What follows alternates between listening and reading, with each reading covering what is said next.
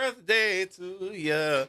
Happy birthday. It's not the right key. Happy birthday to you. Happy birthday, man. Happy birthday to me. You look good for 30 again. Uh-huh. Yeah. Uh-huh. Uh-huh.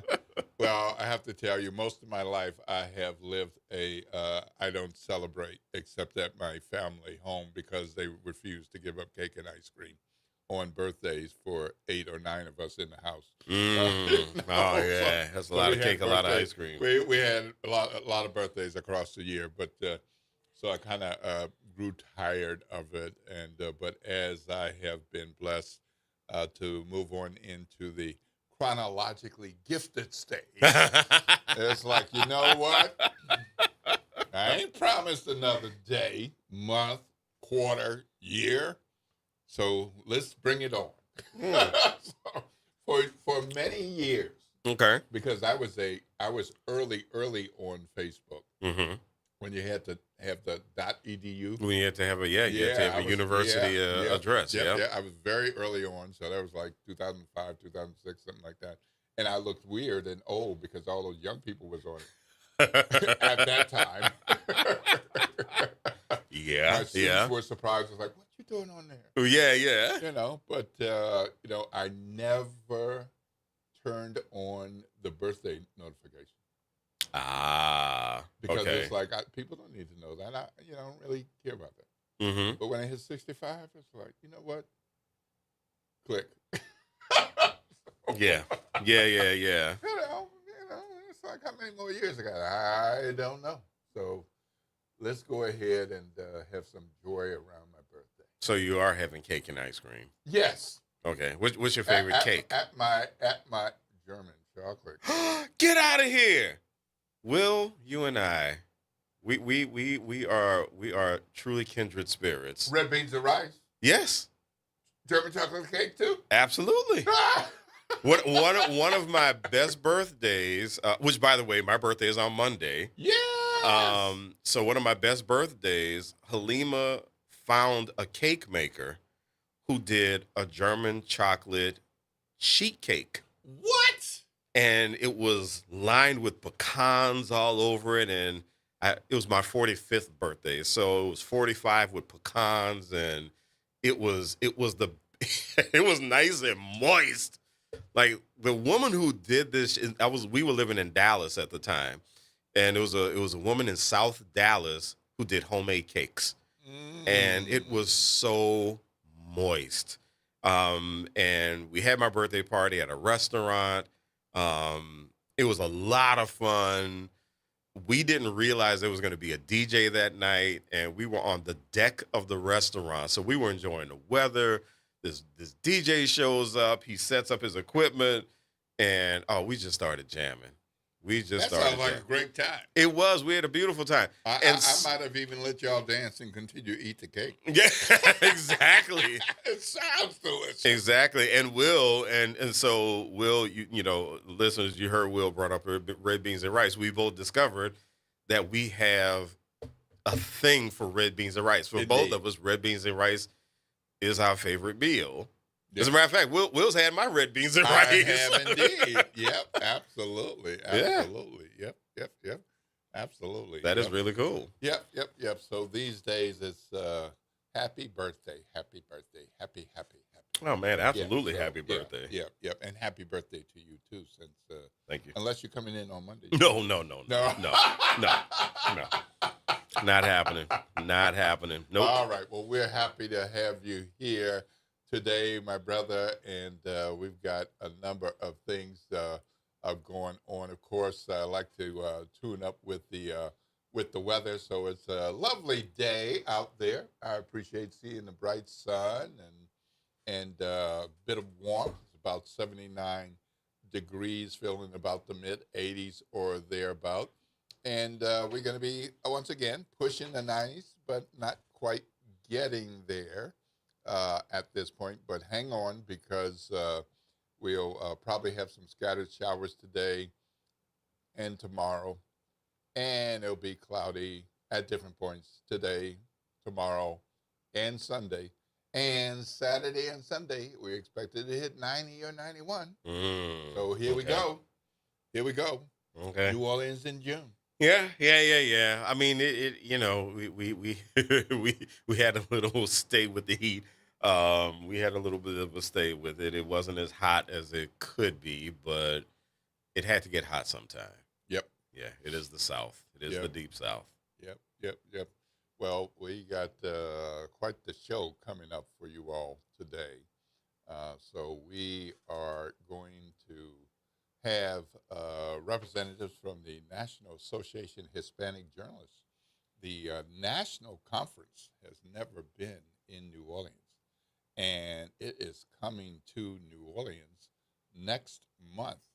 So we're going to talk with some representatives from the National Association of Hispanic Journalists about Latinos in the U.S. and locally. We're going to talk with them about the conference and the role and the place of Afro Latinos. Mm-hmm. Afro Latinos in our country and the role they play in that organization. Mm-hmm. Because Mm-hmm. as you and I know, when you're part of organizations that are not predominantly you, Mm-hmm. you look for the affinity opportunities. And I remember going to a online news association uh, conference once, and it was like, hey, see a black person, hey, I mean, because at the time it was like 8, 10 of us. Yeah. Now Yeah. there's like 40, 50 Yeah. black folks at that thing. Still not the majority, but, growing, because we Mm-hmm. grow wherever we are going to go. And so we'll have a good conversation with them. And we also will be having a conversation with Homeboy, who grew up here and developed his career in journalism, broadcast journalism in particular. Spent some time here, went away, did some other things, and this past week he is back. None other than WDSU weekend anchor and reporter Duke Carter. Duke.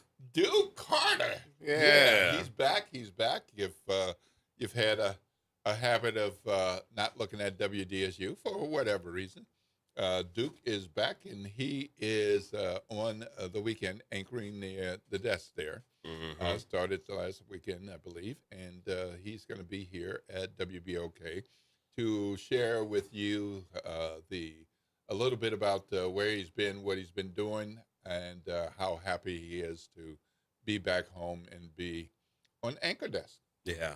Yeah. Yeah. I'm So really happy for Duke. He has worked hard. yes, He has worked hard, and he's still working hard. yes, And so I'm really happy for him, and so I can't wait to talk to him yeah, about his new role. yep. And of course, we are staying on top of what's happening with the judges generally, especially now that the governor, Jeff Landry, has signed the bill that takes away 3 judgeships in criminal district court, 2 judgeships in the uh, juvenile court, Hmm. and a couple of judgeships in the municipal and traffic court as well. Well, the one that's been getting the bulk of the news is, of course, the Orleans Parish Criminal Court judgeships, and 3, according to the new law, 3 of those sections, i.e., judges, will no longer have seats as of the end of this year. And we had Rhonda Douglas, Good Douglas, on last week, and she said that she didn't like any of this that's going on, and that she would run for a seat if her seat were eliminated, but she didn't know which one. Hmm. Well, Hmm. she announced it, and the seat is Section I. Hmm. And Section I is the seat occupied by Judge Leon Roche. Um, so that's an incumbent judge. She's an incumbent judge, and she doesn't have a section. So she's going to compete with Leon Roche. Well, before that decision was announced, Judge Leon Roche confirmed that he would be here today at WBOK to talk about the work that he does and the mess that has developed in Baton Rouge with the cutting of seats. His seat was one that was designated at one point, but it was off the table, and Judge Rhonda Good Douglas' seat was added. So we had that. And we had earlier this week, on Wednesday, Judge Simone Levine. And Judge Levine's seat is one of those being eliminated. And she came on and said, I don't like any of this. And my opponent, I am going to run for judgeship in criminal court. But since it's not my seat, I'm going to have to run. And yes, it will unfortunately be against one of my colleagues. And I really don't like that. But my opposition will be Governor Jeff Landry because he's responsible for all of this. So her overarching comments on Wednesday about this is Jeff Landry has done wrong, and she's going to run like she's running against Jeff Landry. But of course, there is no qualified to run against Jeff Landry in criminal court. So she has to pick a section, which she said she will be doing soon. It's going to take some weeks to evaluate, but that she will run. Well, Judge Leon Roche will be here, and we'll be happy to have conversation with him here on the Good Morning Show. And we have other things that we need to talk about as well. I mean, for instance, there is breaking news,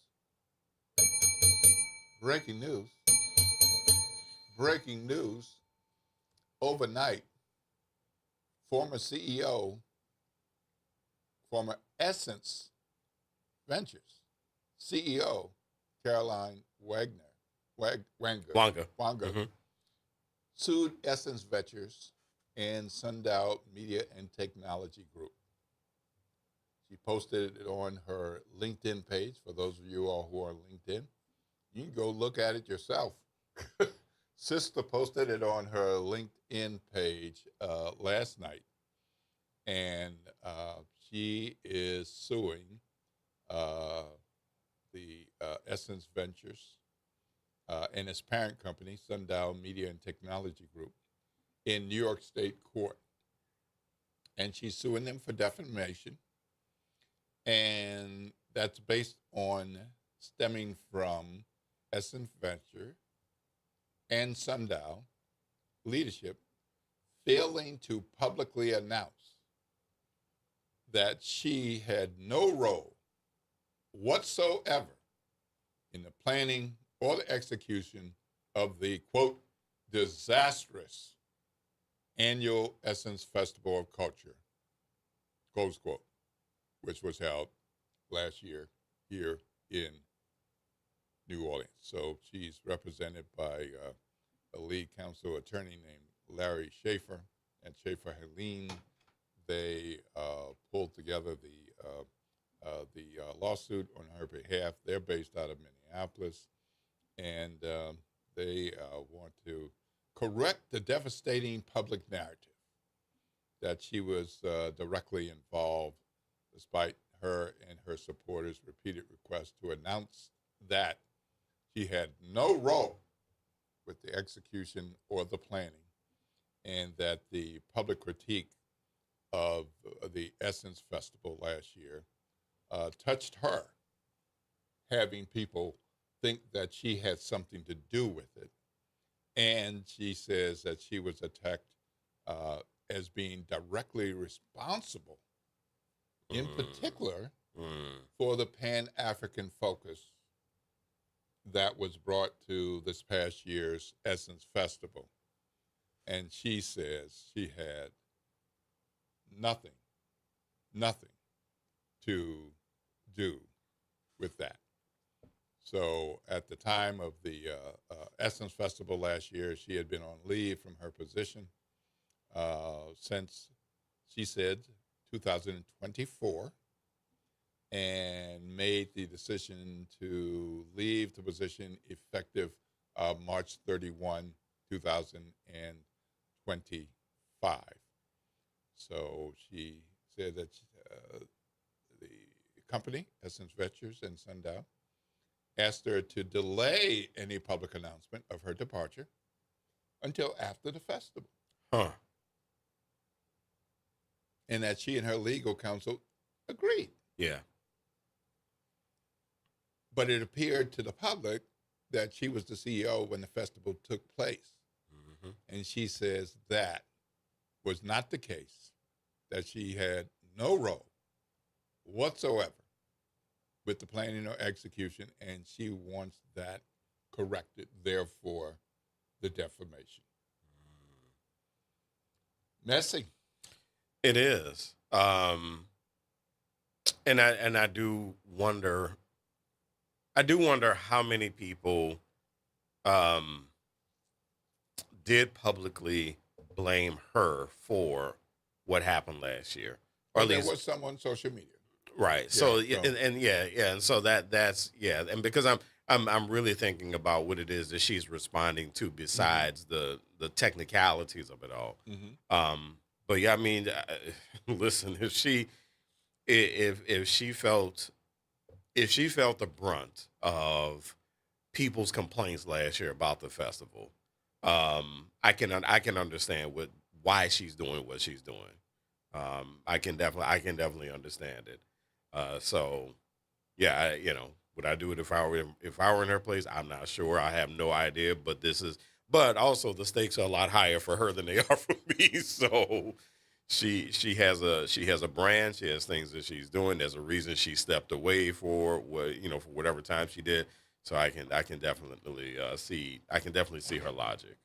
Well, according to her attorney, the attorney's words, not mine. According to the attorney, Essence Ventures and Sundial are supposed to be about elevating Black business and leadership. But this sad story demonstrates that when a scapegoat was useful, Black empowerment went out the window. Oh wow! Close quote. Them's fighting words. Yeah. Oh. Yeah. Well, so there you have the breaking news of the day. Yeah. And I did write about Essence, the Essence Festival of Culture. That's online at NOLA.com. You want to take a look while we're on the air today. They'll scheduled to run in print, I should say. Never know, things change. Scheduled to run in print on Sunday, but you can read it today, tonight, tomorrow, whenever, if you choose to. I had no idea this thing was going to be developing as I was reporting, researching, and drafting it.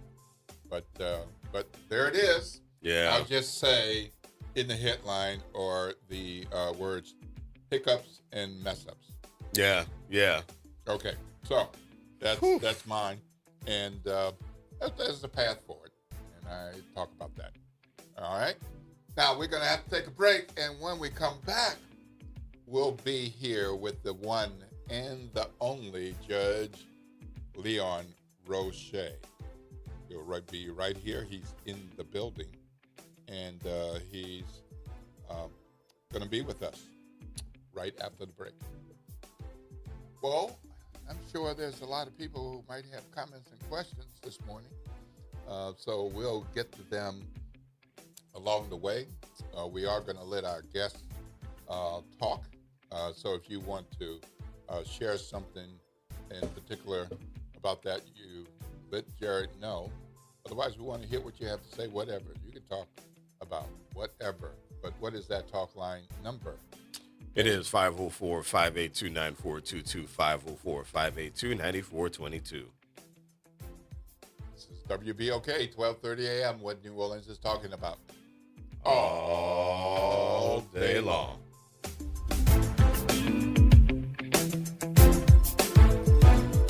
Good Friday morning. I'm Gerald Forges with WDSU News. And here's your headlines. There's a new law aiming to close a loophole regarding labeling imported seafood. This law aims to stop vendors and restaurants from what's known as commingling or mixing domestic and foreign seafood while passing it off as local. Restaurants and vendors who are caught not labeling commingled seafood will face a $15,000 fine for the first offense, $25,000 for the second, and $50,000 for the third. The final three suspects in the deadly Republic nightclub shooting just made their first court appearance. Dandrick Green's bond is set at $1.1 million, and Jeremy Williams is at $650,000. Now, he was already in jail on unrelated charges. Michael Clavo had his bond set at $1.1 million, and this all comes 2 years after the nightclub shooting that killed Jezreel Poulier and injured 11 other people. Crime officials say they use a handful of technology to make the arrests. And a match 8 years in the making is finally here. Team USA will kick off their quest for a World Cup championship tonight in prime time with a showdown against Paraguay. The Team USA roster includes a mix of World Cup veterans and first-timers, something they hope will propel them through the group stage and into the knockout rounds. The U.S. will play at least 3 games in the group stage, with those matches spread out over the next 2 weeks. Tonight's game will begin at 8 p.m. and will be played in Los Angeles, California. I'm Daryl Forges, and that's your headlines for WBOK. Missed a show? Want to hear that guest everyone's talking about? WBOK is now streaming on all your favorite podcast apps. Just search WBOK Media, hit download, share with a friend, and don't forget to rate your favorite shows 5 stars. Because when our voices are heard, our impact grows. Did you hear the news? Dr. Clark's 101 The Living Classroom has a new time. Catch us now every Wednesday at noon. Same program, same great conversations. Just a new time. So catch Dr. Clark's 101 The Living Classroom this Wednesday and every Wednesday only on WBOK. What New Orleans is talking about. Climate Hope NOLA presents this month's climate keyword, adaptation. Climate adaptation means preparing our communities for stronger storms, hotter days, flooding, and rising water. That means planting trees, restoring wetlands, protecting homes, and helping families recover stronger after disasters. In New Orleans, resilience is part of who we are and how we survive. Learn more, stay informed, and take action with Climate Hope NOLA. Visit Team Hope NOLA on Instagram to learn more. Hey, Delta Utilities natural gas customers. Your new and improved online customer service experience is here. Visit mydu.com to track your usage, choose convenient payment options, learn how to read your bill, and more. If you prefer to pay in person, our customer payment centers are open and ready to serve you. Delta Utilities at mydu.com. That's mydu.com. Improved customer service with you in mind. The Ron Kelly Show. Real talk, bold truth. Tune in for your weekly dose of unapologetic conversations that don't dodge the truth or dilute the message. Stay informed on the issues that matter most on The Ron Kelly Show. Every Monday at 8 p.m. on WBOK 1230 AM. This is your news update for WBOK from WDSU. For all your news and weather, watch WDSU News, New Orleans' leader in live, local, late-breaking news. Today at noon and 4 p.m. Mostly sunny and hot with highs reaching 89 to 96 degrees, feeling like 100 to 105. A slightly better chance to see spotty showers and storms in the afternoon and evening, especially on the South Shore. Most rain, if you get any at all, will wrap up by late evening. Lows for tonight, 75 to 78 degrees. Over the weekend, temperatures expected to be back into the 90s, feeling like 100 to 105 and above. Spotty chances for rain. For the WDSU First Warning Weather Center, I'm Raven Reshaw. Good morning, wake up. The Good Morning Show. Good morning. On WBOK.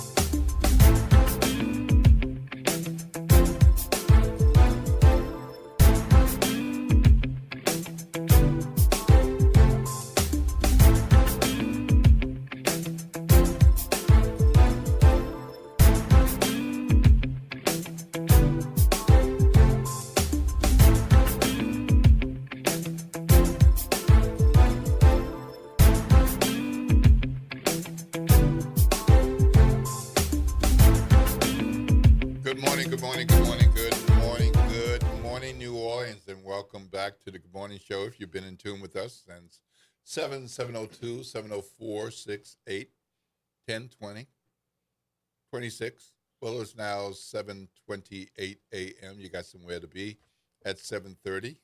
You're just a couple of minutes away from being on time, but take your time. Make sure you get there in one piece today. And remember, it's not a school day, but it is a summer camp day.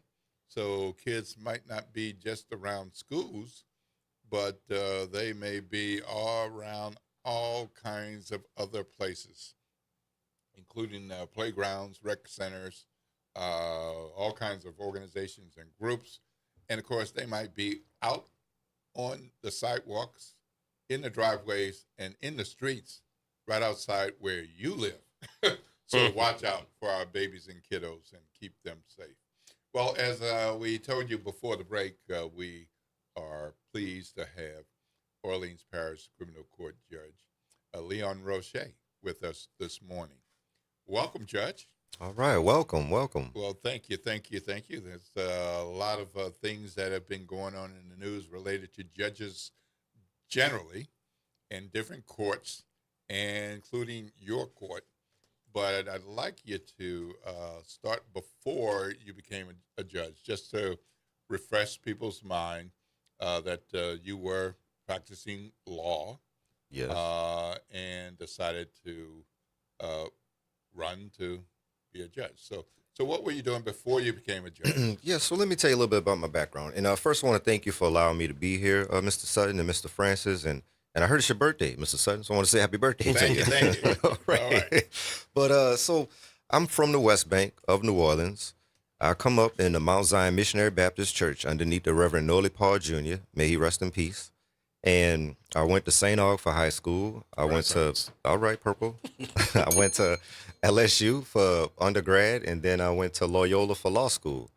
And when I left Loyola, I went straight to the New Orleans Public Defender's Office. And the reason I went to the Public Defender's Office is because I wanted to provide the same type of representation for people who could not afford to pay for a lawyer as people who could afford to pay for a lawyer, because I don't think the type of representation a person receives should be based on how much money they have. I think everyone should have a great advocate to fight for them. And so I was there for 13 years, fighting in the trenches, as we call it, of Tulane and Broad, fighting for the people, giving the best I could, getting the best results I could. And, I did that for 13 years, and then I was in private practice for 2. And after that, I decided to run for judge. And by the grace of God, I was able to win the second time. Now, the first time I ran, I lost. I lost about 850 votes. And it was Every vote counts. Every vote counts. And it was on my wedding day as well. The same day of the election was my wedding day. So I won the biggest prize that day, though. Yeah. To be clear. To be clear, I won the biggest prize that day, which was my wife. And then I ran again. I got up. I dusted my boots off. I got back up, got back out there. And then I won by 66% the second time that I ran. Thank you to the people of New Orleans. All right. So you've been there for a while, and as judge in your section, there are different sections. And what's different about Section I and what you have been dealing with? Well, in my section, for one, I have the Zoom running 24/7 in my section. So that means that the people and members of the public, they can log into Section I virtual court any day, and they can watch me on the bench, and they can see what I'm doing for themselves. I don't believe any other section of court has the Zoom running 24/7 like I do. I think maybe one other section has Zoom, but I'm not sure if it runs 24/7. But in my section, the public, and I'm welcoming the public throughout from now to as time goes on. Y'all log in, y'all can see what I'm doing for yourselves. I'm also centered on our youth. When I have the young folks come in front of me, the first thing I ask them is, do you have a job or are you in school? And if they are I'll send them to get their GED. Like I'll send them to, like, let's say the Youth Empowerment Program, or if they want a job, I'll send them to other places like Cafe Reconcile. I've referred countless numbers of youth, young folks, to Cafe Reconcile. I used to use Liberty Kitchen, Job One, different programs to help them get on their feet and I'll make it a condition of their bond so that way I can threaten them. Like, if you don't go ahead and you don't do this, I'm gonna put you in jail. And normally when you threaten a young person and tell them you have to go to school or you go get job training or I'm gonna put you in jail, they normally choose the former instead of the latter. Okay, so I'm centered on youth. I run a very efficient court as well. I'm in the top tier of efficiency. If you look at the Metropolitan Crime Commission report from 2024, I'm in the top tier of efficiency. Okay. Right now, the most recent case numbers just came out, and I'm number 2 as far as caseloads. Okay. I have the second lowest caseload. And that's managing the case. That's managing cases. So we often hear about court backlogs. Exactly. And so this number that you're referencing is that a limited or no backlog. Yeah, it's an indication of how hard that I work and how fast I resolve cases. And, that's a very important metric for any judge, is how you run your docket, how efficient are you? And I am in the top tier of efficiency in Section I, and we're centered on youth. And I also help people with drug addiction. I send them to Odyssey for inpatient drug treatment and different programs. So I am I'm from this community, and I'm trying to help our community and the people, to get on their feet as best I can. Now, we do hold those that commit the crimes of violence accountable for those actions, because those are the crimes that are tearing our community down. Right. Okay. So we heard rumblings last year and earlier this year that the legislature and the governor were going to come after New Orleans, and New Orleans courts as a part of that. Yes. That did happen. The governor made it clear when he spoke to the legislature in March that that was a key thing he wanted to accomplish at the legislative session. And he did, not with as many seats as had previously talked about. I think at one point the number was 15. Yes. Yeah. The bills have changed a lot of different times. Right. And so with the criminal court, at different times, different sections, i.e. judges, were discussed or in the legislation as it was drafted and then changed along the way. And your court and your name were attached to some of those conversations and discussions and some of those drafts. But then on the last day, your court, Section I, and you were saved from being cut. And another judge was added because they were not going to agree to reducing the number to 2. They were going to keep it at 3. It was just a matter of which sections and which judge. Right. So you were saved, so to speak, from that cut. Right. Which those seats will end December 31st. So when did you first hear about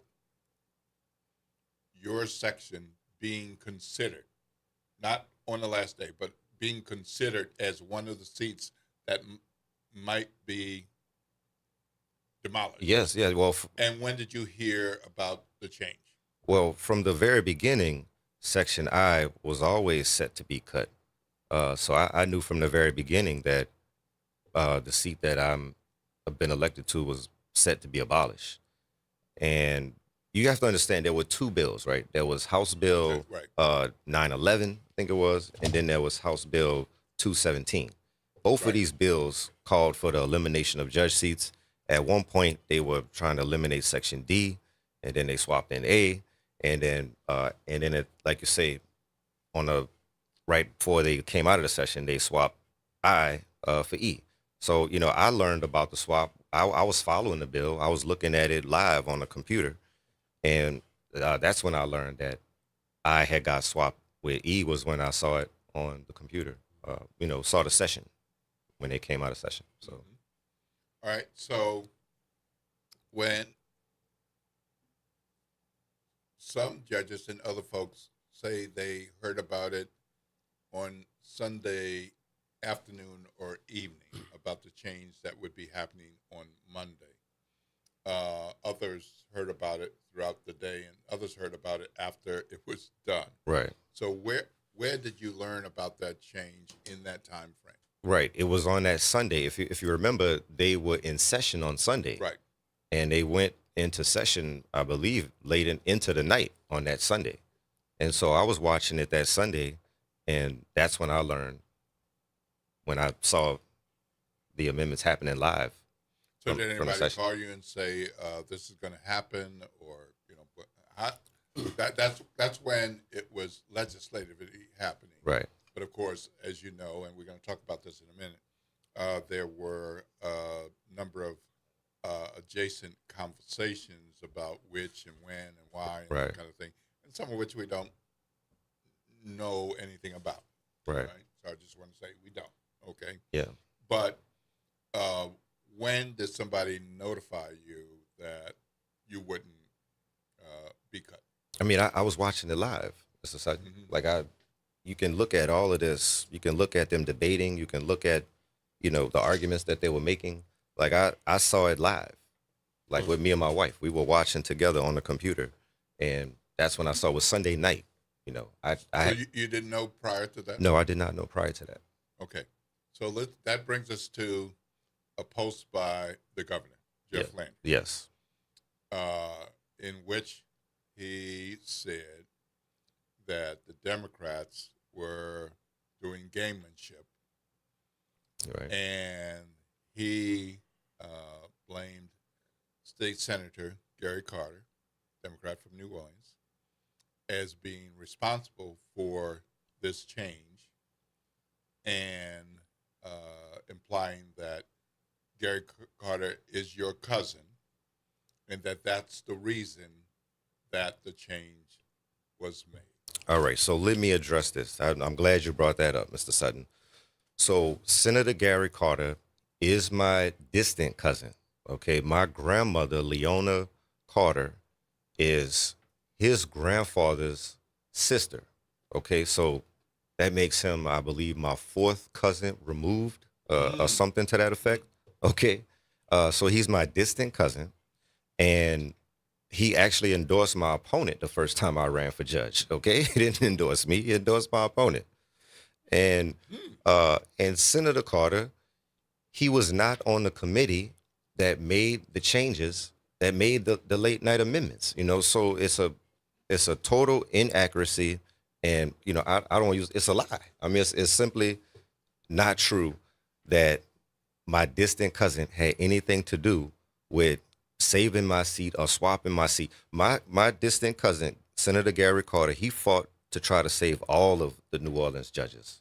He fought hard. And if anyone watched those hearings, you will see how valiantly he fought to try to save all of our seats, and unfortunately, he wasn't successful in that. But he wasn't on the committee that made the amendment. You can check it out. I have the amendment. I can show you. I think I may have even sent it to you, Mr. Sutton. I can show you. Right. He wasn't on the committee that made the amendments. And then once it came out of the committee, he voted no against the amendments. All right. So this narrative that Jeff Landry wants to spread and Laura Cannizzaro, that somehow my distant cousin, who didn't even endorse me when I first ran for judge, somehow made some deal or did something to save my seat, that's just inaccurate. Right. And because it seems like the argument that Landry is trying to make is this was some form of nepotism. Exactly. That's what he wants people to believe. He wants to take the attention off of him and off of what they're doing to dismantle New Orleans and to try to get the people mad at me and Senator Gary Carter, when me and Senator Gary Carter have dedicated our lives to fighting for the betterment of our community. And so it's, and it hurts that the governor would spread this lie to try to trash both of our characters when we both have fought hard for the people in New Orleans, and that's our mission. So we all have cousins, okay? Right. Especially in New Orleans. Yeah, right. And my mom and dad built the family with me and then 5 others. Yes, sir. So there were 6 of us and an occasional cousin living with us. Okay. Right. Yep. All of that. Mm-hmm. And we have our first cousins. Right. And we have second cousins. And Granny would sometimes say that's your third cousin. Yes, sir. But there is a difference, and people use these terms, but it's really not cousin. It's like removed, and Right. I won't get into all of that, but we just say cousin. So I'm going to say there are first cousins of mine who I'm in regular contact with. Right. And they're first cousins of mine that I haven't seen in decades. Okay. Okay. I still love them. Yes. And we had a stretch of time and period where we saw each other and played together and did things together. And so I'm just pointing out that there are different kinds of cousins. Yes. Yes, there All are. right. So what kind of cousin are you with Gary Carter? Well, let me say this. I don't see Senator Gary Carter on Christmas. I don't see him on Easter. All right. Now, if we had a family reunion, I would probably see him at the family reunion. But, I don't spend a lot of time with Senator Gary Carter. I don't see Senator Gary Carter very that much. I mean, he is my distant relative. So you acknowledge him as a distant relative, but basically he's a guy who's an elected official. Yeah, I mean, we're blood. I mean, I'm sure we share some of the same DNA. Right. But we have a distant relationship. But I see what he does from afar, and I applaud what he does. I think he does great work for his constituents. Okay, well, let's move beyond that. Yeah, because moving from Landry wanting it to look like you and Carter somehow in cahoots because of your relationship. Right. This is the typical chaos that we see, right? Yep. What I'm really interested in, and I'm unapologetic about calling it chaos. That's what it is. But what I'm really interested in, especially as a public servant, what does this kind of chaos do to the public, to our local community? I'm glad you asked that question. So this is, I believe, all part of their plan to get us to fight each other. Yeah. This is the misdirection. This is the way that, they've been playing these games with our community from beginning, where they try to pit us against each other. They try to misdirect and say, he's the bad guy. They're the bad guys, so that people don't look at them and look at what they're doing. They're the ones that got rid of Calvin Duncan's seat, okay, after he won the election. They're the ones that defunded the district attorney's office by $500,000. They're the ones that gutted the Voting Rights Act that our ancestors fought and bled and died for, okay? They're the ones, that have taken the second congressional district, so they are the ones. The six, right? But we had two, two, and they cut it down to one. That's right. And so they are the ones that are doing all this to the city of New Orleans. It's outsiders, people who are not from New Orleans. The guy from Monroe, the senator from Monroe, they're the ones who are trying to create chaos in New Orleans. And I believe that their plan is to create this chaos, have the system, get worse and get bad. And then once they get rid of us, they want to replace us with people that they want to appoint. That's what I think their grand plan is. Sow chaos and confusion, have them fighting each other, and then when we're distracted with that, they're making other plans to still come and appoint the people that they really want to run the city of New Orleans, and it's not the people that's from the city of New Orleans. Okay, well, we're going to take a break, and when we come back, let's talk about what kind of relationship you have with your colleagues and whether you're running for re-election. Yes, sir. All right, we're going to go to break right now. This is WBOK 1230 AM. What New Orleans is talking about all day long.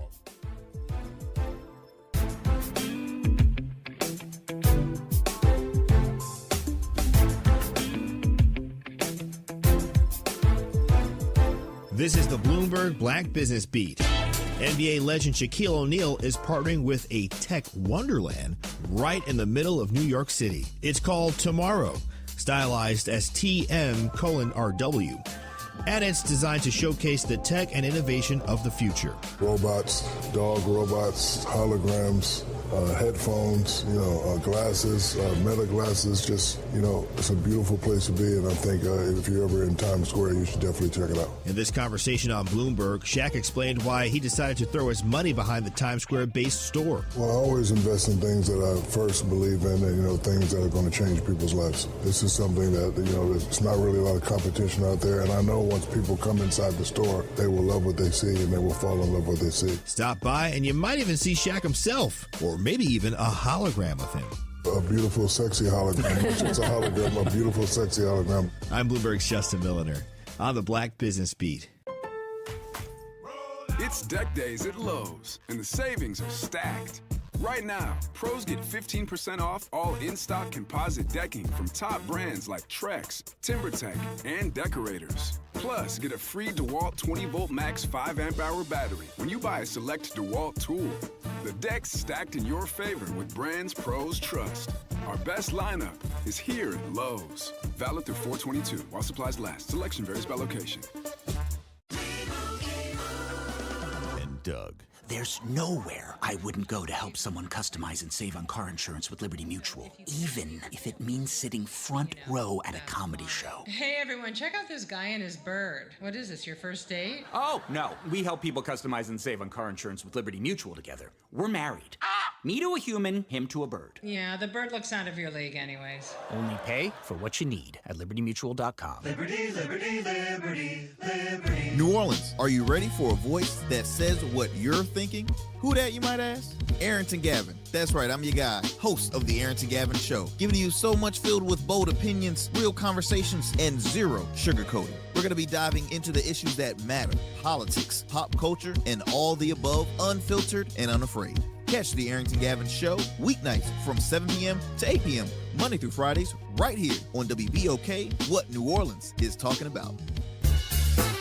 This is Andronika Morris, host of Put Housing First. Join us every Tuesday at 12 o'clock, where we will discuss how housing affects every aspect of our lives and what's necessary, what's needed to guarantee housing for all. Join us every Tuesday at 12 o'clock as we dig down deep onto the issues that affect all of us.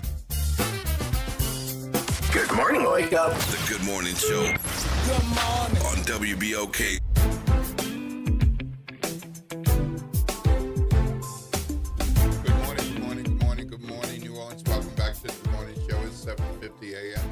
I am Will Sutton, and I'm here with Eddie Francis. We're Morning. in conversation with Judge Leon Roche, judge for Section I at the court. So good conversation update about your background and your court and the Gary Carter cousin scenario that you have clearly stated is a lie.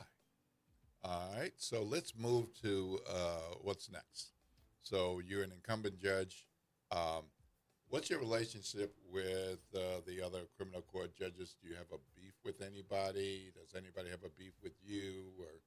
Or Well, look, I respect all of my colleagues, and these are some trying times we're in right now, where they're trying to pit us against each other. But I would say that I have a respect for them, and I wouldn't say that we're enemies. Yeah. I mean, we're colleagues. We're colleagues. Yeah. Well, before this legislative things, were things okay? Yeah, things were fine. Things were great.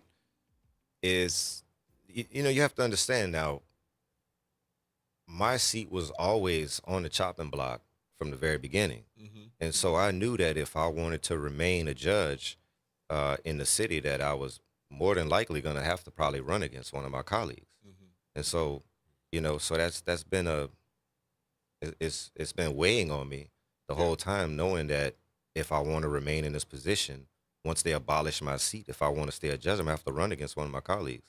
So so that's kind of put a strain, I guess, a little bit on relationships, but I respect all of my colleagues, and they all do great work, and we all just want to keep our jobs, So that's got to change things with the I'm going to use a personal context. Okay. Just briefly, because I've experienced some of this before. So, as a City Hall reporter at the Philadelphia Inquirer, there were several of us. These were in the good old days when you had 5-6 reporters just covering City Hall. Okay. Man, so, must have been nice. I respected my colleagues, and some of them, I would have dinner or lunch or drink with, and some of them, it's like, it's a job. Let's go to work. Right. But at one point, 2 of us decided to apply for a Neiman Fellowship at Harvard University. There are scores of people who apply, about 24 who get interviews, and 12 are selected. They never, ever pick more than one from any single media organization. Right. So it's like, you applying? Yep. You applying? Yep. Yeah. So it's like, okay, well, good luck, sort of, kind of. Right. And we both got to the interview stage. And the way it worked was, after the interviews, they did not take long with their deliberations. The deliberations happened that weekend. And on Monday morning, you either get a call. Right. There was no cell phone. You either get a call or you don't get a call. Yes, sir. I got a call. Yes, sir. And he's sitting on the outside of the room. Mm-hmm. Yes, sir. And I'm sure he so probably was kind of hurt about that. Yeah, right. So, fortunately, I had great respect for him. Always did, still do. And he got it next year. Okay. But that's not how it works with judges. Right. So, is some of that kind of happening? You. I mean, all I can say, Mr. Sutton, is that I plan to run for Section I, the seat that the people elected me to be in. The people have given me their confidence, and I'm going to run for the seat that they put me in. I have a great deal of respect for my colleagues.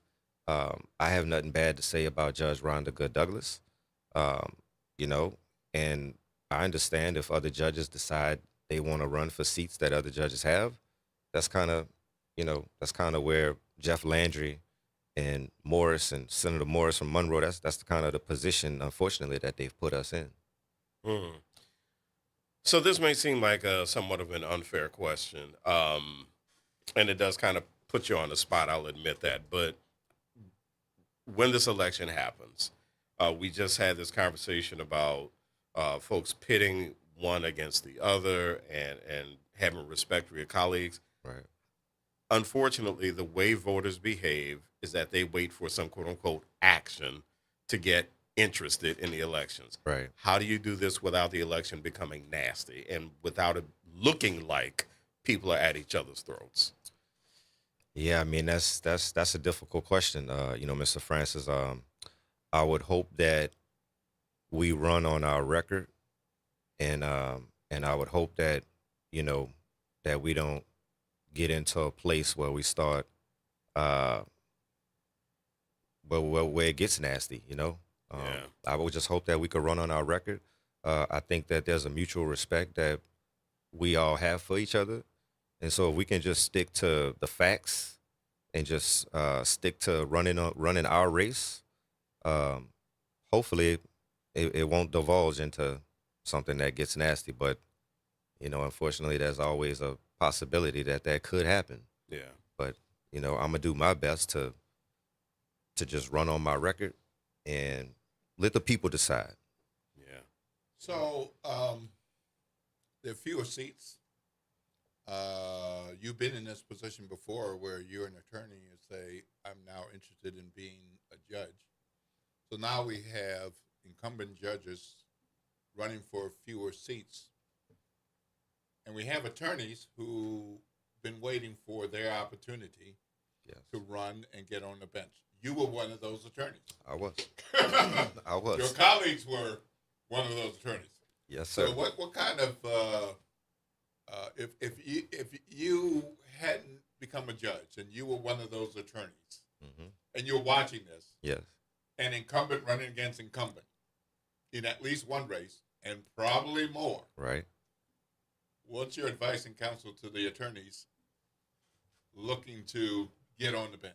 Well, look, when I decided to run, I was not the establishment candidate. Remember, my opponent had every politician known to mankind to endorse her. Yeah. You know, and people told me it wasn't my turn. I should wait my turn. Right. But I don't agree with that. I think that if you have a passion and desire to want to serve your community and you have the qualifications, then don't let anyone tell you it's not your turn. I think you should get out there and run because no one is, entitled to have a judge seat in this city.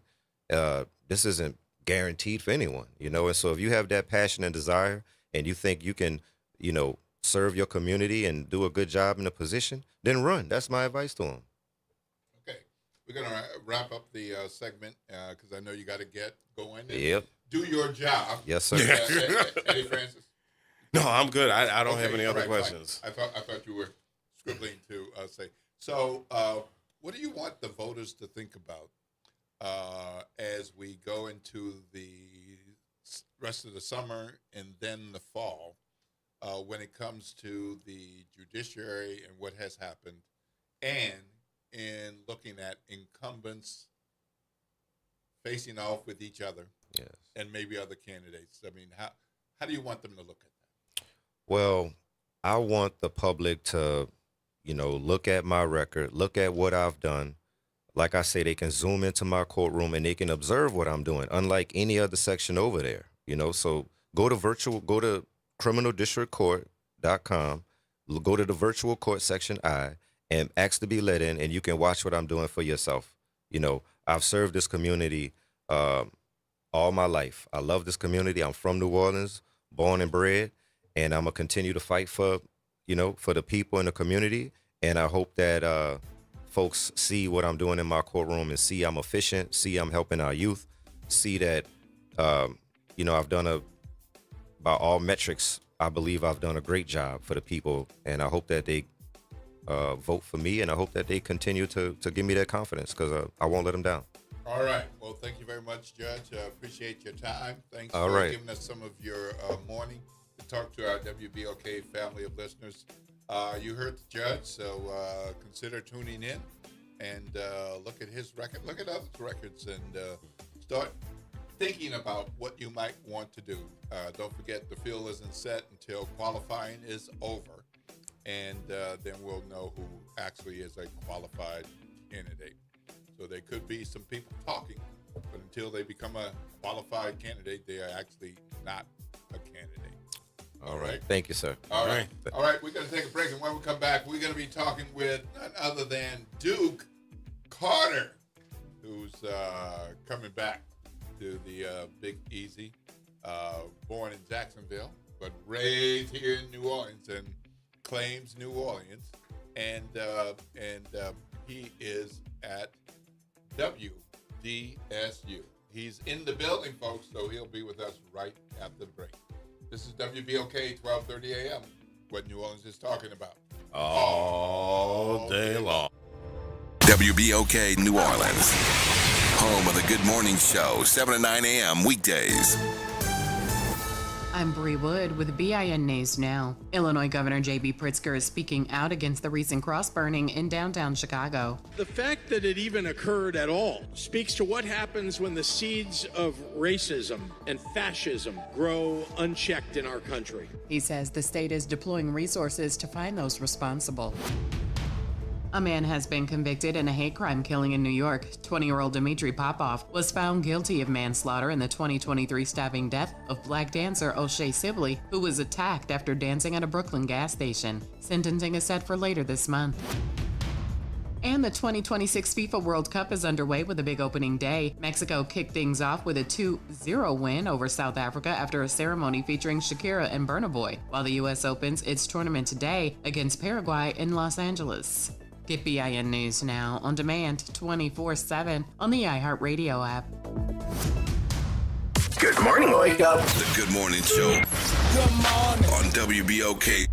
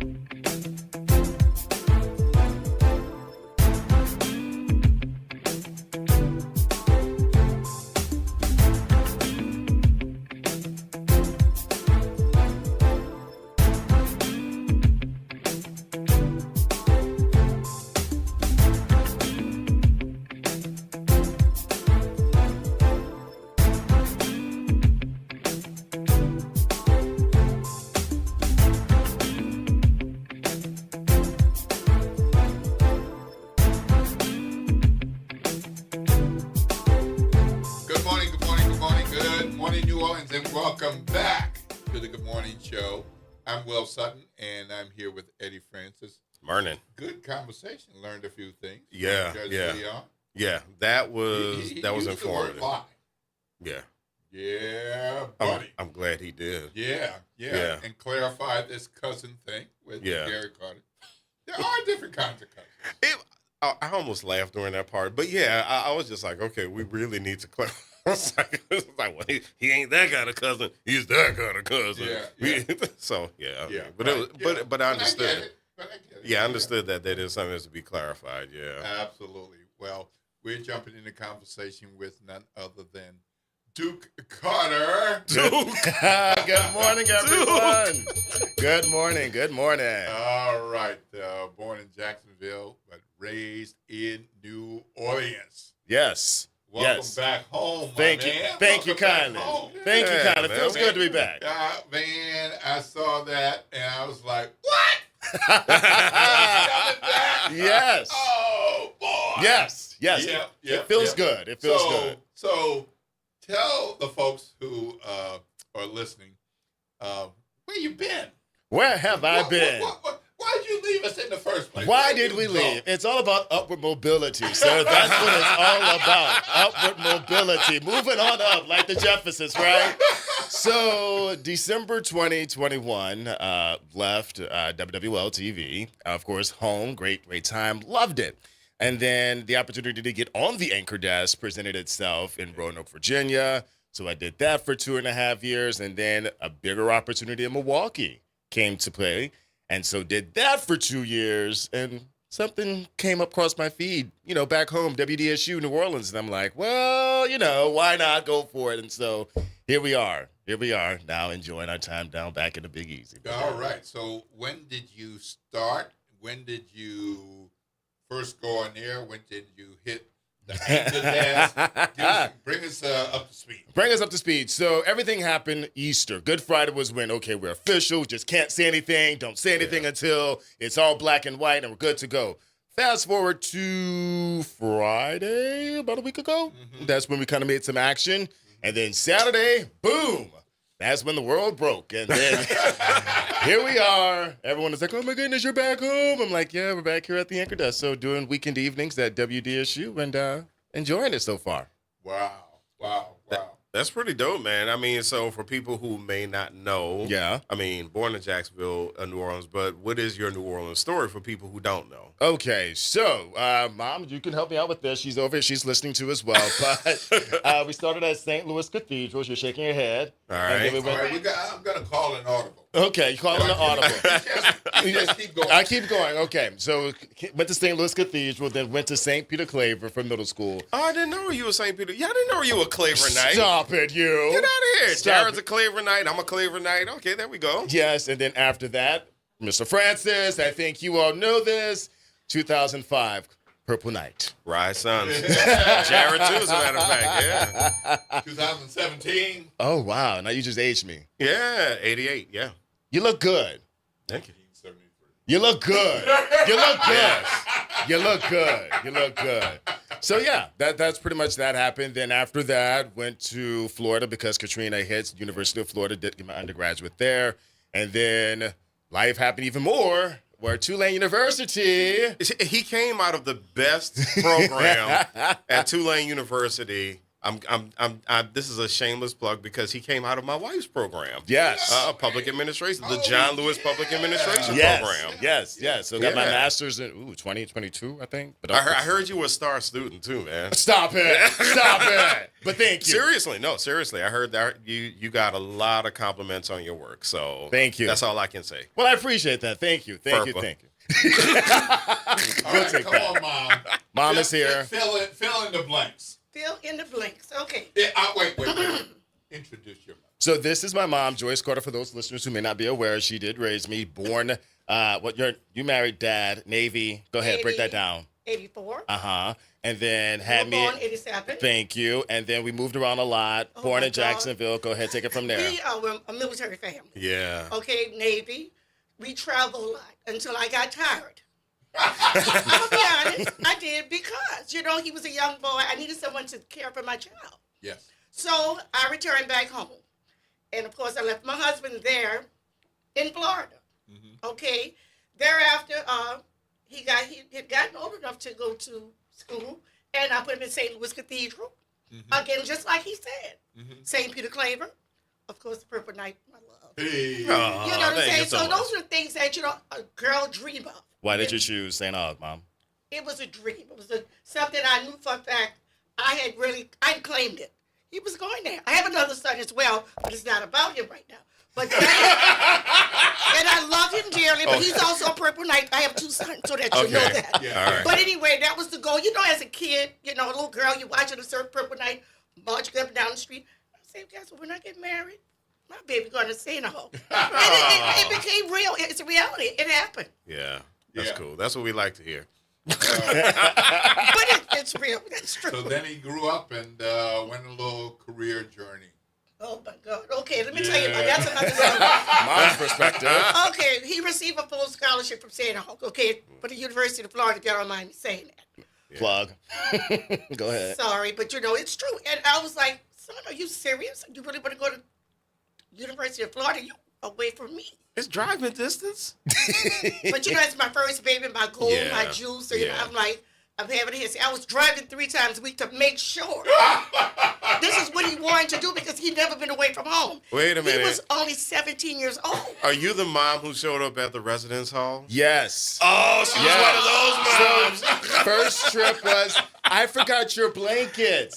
Then the second trip was, oh, you need some pillows. All the way from here to Gainesville, Florida. 7.5 hours you drove? Yeah. Yeah. This thereabouts? Yeah. So she did that 3 times in 1 week, but carry on. That's the truth. And so until I got comfortable, I need to get comfortable to know that, hey, he is safe. Is this dorm good for him? I mean, is this a good place to be? So I wanted to just accidentally drop in what's really going on in this area. So eventually, it took a while. I calmed down and I said, okay, you're on your own. Okay. It's your turn now. Okay. And All right. So, saw the WDSU possibility. Yes. And you decided, I might like where I am, but maybe I can be home. Yes. Yes. It was cold. I was gonna Milwaukee say, is cold. You weren't enjoying you weren't enjoying all that snow in Milwaukee? Oh, no, here's the thing. They're like, you still have to work in it. And I'm like, I'm sorry, I don't understand. What are you talking about? So there was one snowstorm recently. It happened just after Thanksgiving. It was a Thanksgiving weekend going into Black Friday. And we got like 6 inches of snow. Same thing I said. My car got stuck. And I'm like, how am I supposed to get out? They were like, well, we still need you to do I was doing the weekend morning show at that point. Yeah. Well, we still need you to come into the studio to do the weekend morning show. And I'm like, but my car is stuck. What do you want me to do? Well, we'll get a ride for you. So I was like, all right, well, cool, fine, whatever. Did that. And I was like, yeah, this might be the nail in the coffin. I'm like, y'all treat snow like rain. And I'm like, this is not for me. I can't keep doing this. But it was a good run overall. But it was just like, yeah, that was... Yeah, we're good. So wait, your ride, was it a snowmobile or was it a dog sled? It should have been, right? No, they actually did pick me up in like a little, they call them like those big SUVs you see like Yeah. The big, yes. Yeah, right. That's what they came in. So, All right, yeah. so Didn't know if you had to say mush. When did you know from your side of things with station management that this is a fit? I want this. This is going to happen. I'm claiming it. This is my gig. When did you know? What made you feel that way? Because you've been successful with other places. Right, But right. What was that like? It was actually an interview process. You know, people kind of hint and they kind of dance around it, but it was overall in the concept of like, well, we hope we can make something work. Wink, wink. Yeah. And I'm like, okay, got it. But overall, it was like a good interview. And then when they were like, anything you need, it was pretty much like we're dating and courting each other and just making sure that we're good to go. So I'm like, all right, we can make this work. And then they sold it on, you're back home, you miss your good food. And I was like, yeah, you're right, because ain't no place like home with the food, the culture, the character. It was good. It was good. So that's when I kind of like knew right around Good Friday. Oh, so wait a minute. Uh-oh. All right, so I got a nickname for Duke, just so people. Oh no. I got a nickname for Duke. Now, if you've seen Duke's social media, oh gosh, you know Duke likes to flex on them. So my nickname for Duke is Tank Top Duke. So what is this gonna do for your workout regimen? Well, now I have to really watch what I eat. I really do. I mean, there's so much good food from the beignets, the crawfish. I mean, you listed it so good. Throw a rock. I mean, I'm about to go get some donuts after this show. So, like, where you going? What's that place? St. Bernard and what's the question from Triangles? What is that? Buttermilk Drop. Somebody that's what it is. I can't do the dozen like I did when I was at St. Aug. Oh, bro, no. Just for me. Yeah. Y'all get your own order. But no. Couple, three. Buttermilk Drop. Yeah. Oh, they're so good. So good. Yeah. So good. Yeah, So- that is one of the first things you got to have if you're coming back home. Exactly. Yeah, nice buttermilk drop. Yeah. So we're set. So that's what we're going to have while we try to figure out this little diet situation. Yeah. Okay. Tank top too. I like that. That was good, Eddie. That was good. All right. So you're on the desk doing the anchor thing. Mm-hmm. And Thank you for watching. What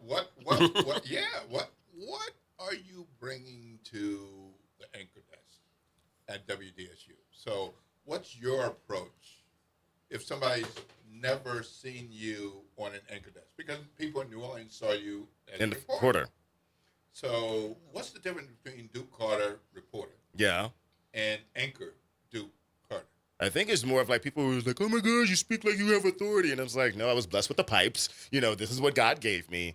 But I think it's just more about being authentically yourself. I mean, honestly, of course, we have trauma or anything that crazy happens in the city. And I think once you're able to handle yourself in a certain type of way, speak with authority, speak with confidence, speak with confirmation, you're good. But also at the same time, this is a city that likes to have fun. So you're not going to get me all stoic and, oh my God, da, da, da, da. But you are going to get Duke who's talking to you as if we were having a conversation across the table. You're going to get that personable, approachable Duke that you're going to see from across the table when you see me on television. So that's what I like to bring, with a little bit of swats, a little character, a little, a little spice, a little seasoning on it. But yeah. All right, so we got a weekend anchor who knows where buttermilk drop is. A weekend anchor who can pronounce Chapatoulas. Chapatoulas, yes. Burgundy, what's the other trick name? There's Burgundy. Burgundy, yes. Yeah. Burgundy on Burgundy, yes. Yeah. Yes. Yeah. We got Calio, but it's a Calliope on the Nashes. Yes. Yes. So I do know the differences between the two, and it's good being homegrown. We can do so that. you can just tell the writers and the producers, like, I got this. Yes, I got this. We know the difference between Richard and Richard. We're good. You're right. We're good. Yeah. We're good. Yes. So, one of the things I am wondering, though, how, and I hear it right now, but I think one of the best quotes I've ever heard anyone make about New Orleans is that New Orleans is a city that celebrates the human spirit. Yes. How do you bring that into reporting? Mm-hmm. And I think that's where you find your human elements, your characters, your people who do celebrate the human spirit. For example, yesterday we were talking about like how Mayor Helena Moreno wants to address blight in certain parts of the city, specifically the Ninth Ward as well as Central City. And so who better to explain how it is in those areas than the people? Mm-hmm. So to bring the people who lives there, who's like, I'm afraid to walk my dog at night. You see the possums, the rats, and all of them come out because of overgrown lots. Well, she can pretty much explain it better than I could. And people relate to each other here in this city. So why not just have them tell the story versus me who, they may think I'm not from here, but because of the voice, I don't have the accent, I don't have all this, but let her tell her story. I'm just a vessel just to bring it to the forefront. Have you ever, so that is actually an interesting point to bring up, your dialect. And so, and listen, I'm born and raised here. So I was born in Flint Goodrich Hospital, Uptown. Okay. I was raised Louisiana. There we go. Yeah, I was raised in Treme, and I can't tell you how many times throughout my lifetime I've heard, are you really from here? Yes. You're not from Chicago or the West Coast or someplace like that. And so have you ever had anybody challenge you on that? All the time, even when I was reporting. Are you sure you're from here? Did you really go to St. Aug? And I'm like, really? Like, the people who know me, at least know of me? And then when I went up to Milwaukee, you're not from here. I'm like, really? What gives that away? They're like, your accent. I'm like, really? So it's literally two sides of the coin where people don't believe I'm from the area. So I was like, all right, well, hey, all I can do is just be me. Yeah. What about being back in the city and having that responsibility of the anchor desk? What does that mean to you? It's a lot of weight. Heavy is the head that wears the crown. And on top of that, you want to make sure that you're an example, or you're a role model for people who don't really get to see people of color at the desk that often. You know, you have how many spots here in New Orleans with people at the desk, and then on top of that, how many spots are those people of color at the desk? How many spots of those are male at the desk? Yeah. So that is a really good. That's a good part. Yeah. So it's a lot of weight, but I take it with the heavy responsibility, because I do want people to understand that, like, yes, there is a career in this. You can have fun with this, but at the same time, you know, do your work, because it's competitive, as you all know, working in media. Indeed. Well, we appreciate you deciding to choose us and come back home. It's good. It's good. Appreciate that, and I'm sure Mom's very happy. Very happy. Very happy. Yes. You didn't drive You up don't to have Milwaukee, to did drive you? 7.5 hours to see him now. No, not anymore. No. He's living with me for now. Okay, and I'm going to enjoy it. I'm going to enjoy it. You know, I've been in this big house by myself with his puppy. Wow. Because he sent his puppy from Virginia, and I've been keeping this little schnauzer. I have my own, so I have two. Okay. So now he's home, so he's going to help me out. Oh, did your son do that to you too? Drop off a puppy with you, and then you have to take care of the dog now? How long My have I son had did your the dog? same thing to me. This is what's happening. And adorable, cute little schnauzer. Yeah. Here's your baby. That's the story we're sticking with? Okay. Yeah. All right. Well, we got a break, and when we come back, we're going to be talking to representatives from the National Association of Hispanic Journalists. Got a big conference coming up here in July next month. Duke Carter, thank you for choosing us, as I said before. Thank you. And thank you for coming on the Good Morning Show at WBOK. Thank you for having Appreciate me. it. Looking forward to your great work. I know you'll have an impact. And, Mama, we're going to look at this and claim the next bunch of years. Please. I mean, yeah, we now we have to get you to the daily desk. Put it out there in the universe. Put it Yeah, out there. man. Put it out We there. gotta get you Let's to go. the daily desk All now. right. Okay. All right. It's 8:21 a.m. We're going to take a break. When we come back, we'll be talking about NAHJ.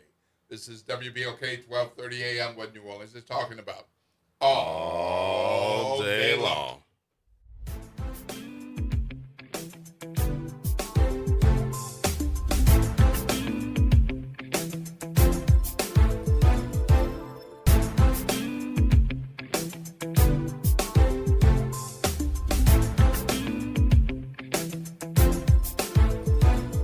Good Friday morning. I'm Daryl Forges with WDSU News, and here's your headlines. There's a new law aiming to close a loophole regarding labeling imported seafood. This law aims to stop vendors and restaurants from what's known as commingling or mixing domestic and foreign seafood while passing it off as local. Restaurants and vendors who are caught not labeling commingled seafood will face a $15,000 fine for the first offense, $25,000 for the second, and $50,000 for the third. The final three suspects in the deadly Republic nightclub shooting just made their first court appearance. Dandrick Green's bond is set at $1.1 million, and Jeremy Williams is at $650,000. Now, he was already in jail on unrelated charges.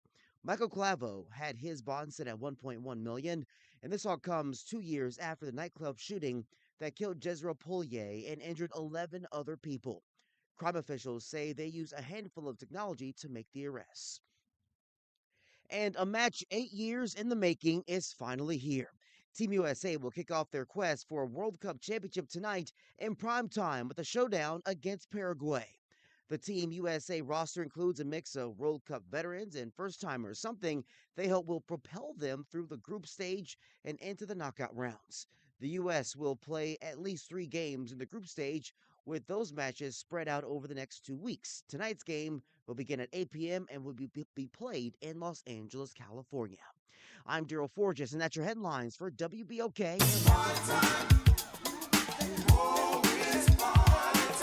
That's right. It's party time each and every Sunday night at 7 p.m. on WBOK. It's the Throwback Throwdown with DJ Wick as he brings you the best in old school from the 70s, 80s, 90s, and the early 2Ks. Plus, the party goes to another level at 9 p.m. with the Throwback Throwdown Party Mix to round out the night. It's the Throwback Throwdown Sunday nights at 7 p.m. on WBOK and on the World Wide Web at WBOK1230.com. Well, Saints of God, this is Pastor David Impartan Sr. coming to you over the airways of WBOK, your favorite host of Change Your Water, Change Your Mind. I want to invite you to our show every Saturday from 1 o'clock to 2 o'clock p.m. That's Change Your Water, Change Your Mind. I want you to invite your family and friends to a broadcast that's designed to change your life, the way you think, the way you act, and what you eat. We want you to tune in every Saturday at 1 o'clock, WBOK, 1230 a.m. See you on Saturday. This is The Law and Your Legacy. I'm attorney Pete Hamilton. I'm attorney Ryan Hamilton. Comparing the cost of will, successions, and trusts. A will might only be a few $100s, but your family could end up paying more in legal fees. Trust costs more upfront, but saves time, stress, and potentially thousands. Think of it as paying a little now to avoid a big bill later. Smart planning means big savings for your family. This is not legal advice. That's just a tip brought to you by Liberty Bank and Trust. For more information, go to libertybank.net or contact us at 504-915-5016. This is your news update for WBOK from WDSU. For all your news and weather, watch WDSU News, New Orleans' leader in live, local, late-breaking news. Today at noon and 4 p.m. Mostly sunny and hot with highs reaching 89 to 96 degrees, feeling like 100 to 105. A slightly better chance to see spotty showers and storms in the afternoon and evening, especially on the South Shore. Most rain, if you get any at all, will wrap up by late evening. Lows for tonight, 75 to 78 degrees. Over the weekend, temperatures expected to be back into the 90s, feeling like 100 to 105 and above. Spotty chances for rain. For the WDSU First Warning Weather Center, I'm Raven Reshaw. Good morning, wake up. The Good Morning Show. Good morning. On WBOK.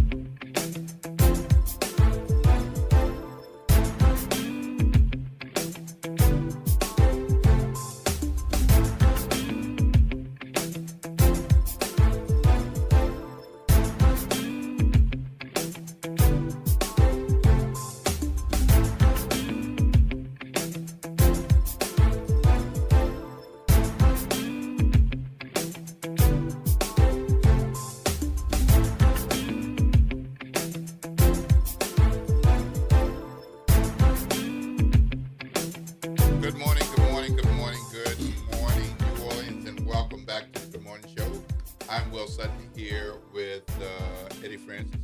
Eddie, that was a good, fun conversation with you. It was. That was a lot of fun. A good guy. Yeah. Very talented, and I enjoy his spirit. Yeah, yeah. You know? He does. We got a little lagniappe today. I didn't know we were going to have Mama coming in here. Exactly. Yeah, exactly. She's a little Spitfire. Yeah. So that was good. Helped me with my day. I really enjoy it. I love mamas. I love mamas. I miss my mama. Lost her some time ago. But I love people. I love black people. I love being indigenous to my native journalism organization, National Association of Black Journalists. But I have been a member of the National Association of Hispanic Journalists. And a number of people are like, why would you do that?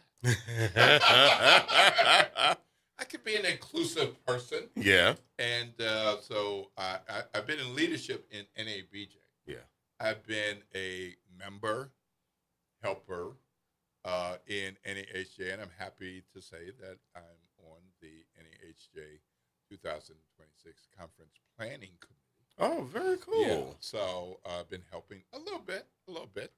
Have periodic calls, and sometimes I make them, and sometimes I don't. But I'm continue to be engaged, and that's why we are here today with NAHJ reps to talk about the NAHJ conference and kind of the role of Hispanic Latino journalists in this nation at this time with all these things going on. And in studio with us is Ramon. Ramon Vegas. We are very happy to have you over here. And just tell people a bit about what you do for a living. And then let's get on the line our national president, national secretary, and Caroline. Well, thank you so much for having us.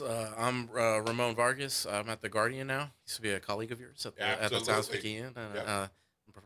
Prior to that, I was at the New Orleans Advocate. But yeah, and I'm a news editor and news desk editor and reporter at the Guardian. All right, and we've got. Is everybody on the line? We are on the line. There we go. Hey there. Good morning. Good morning. Good morning, my NAHJ sisters. How you doing? Great, my dear. Doing well. Listening to you, enjoying your show, and thank you so much for having us. I'm Dunia Elvir, the national president of the National Association of Hispanic Journalism. Thank you for this space. Absolutely, positively.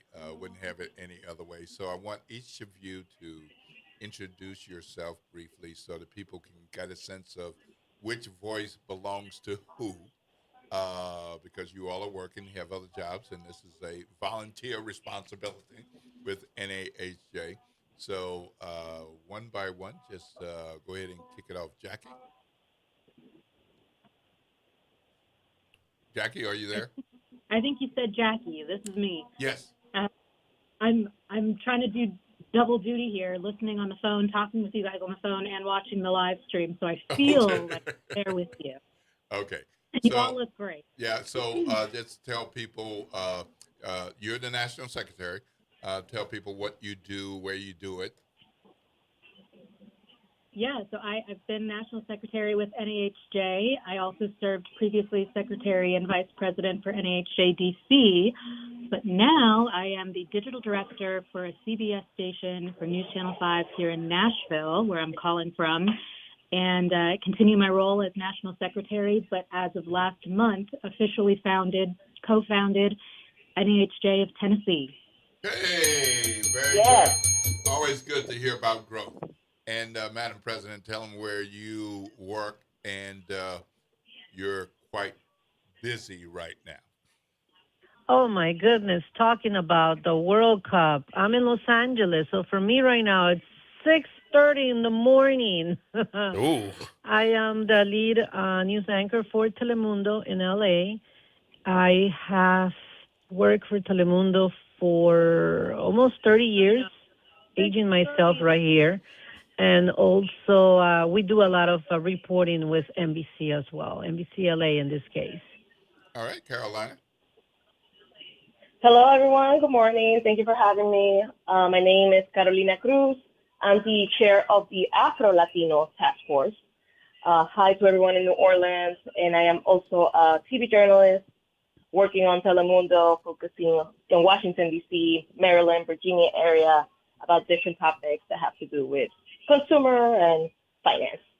Happy to be here. Wonderful, wonderful, wonderful.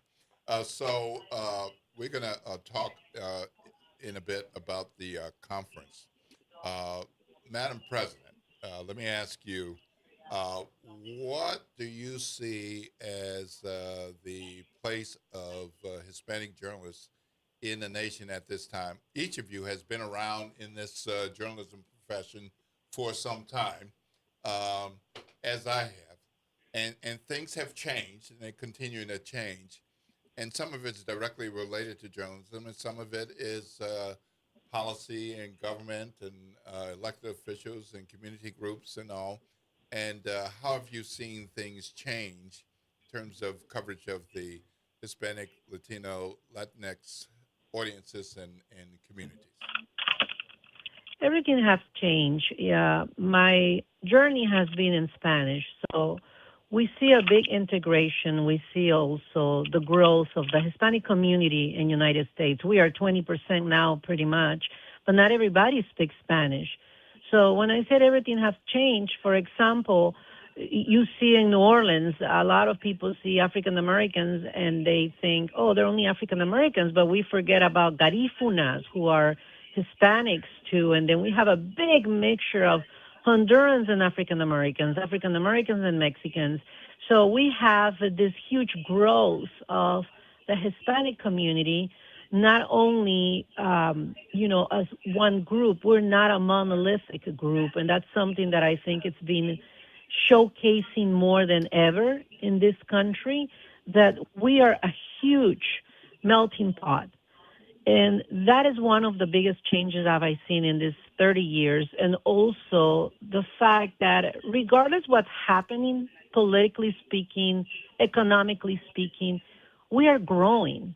And like you said earlier in your show, you like people, we connect with everybody. So that helps and open the door to continue growing and serving the newer generation. Wonderful. Okay. Ramon, as somebody who is intimately familiar with this community, what do you see as some of the key issues with journalism generally and Hispanic and Latino coverage?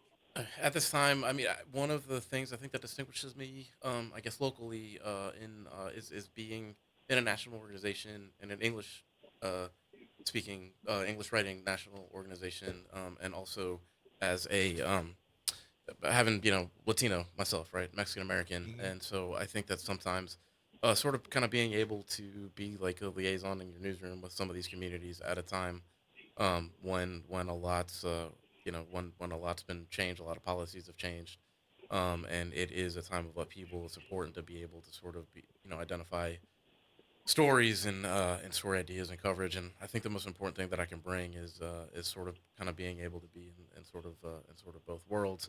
Obviously, my colleagues in the Spanish-speaking media get vital information to that community, but also in sort of in the other direction, being able to be in a position to be able to be like, this is a story that we need to tell and make people who speak English and maybe aren't a member of this community understand.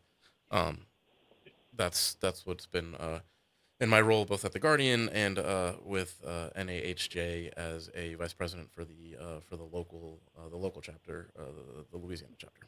Mm-hmm. Cruz, question for you. Yes. Do you often feel like people want you to choose? Why can't you choose us? Why can't you choose them? I mean, but that's not the life you have, correct?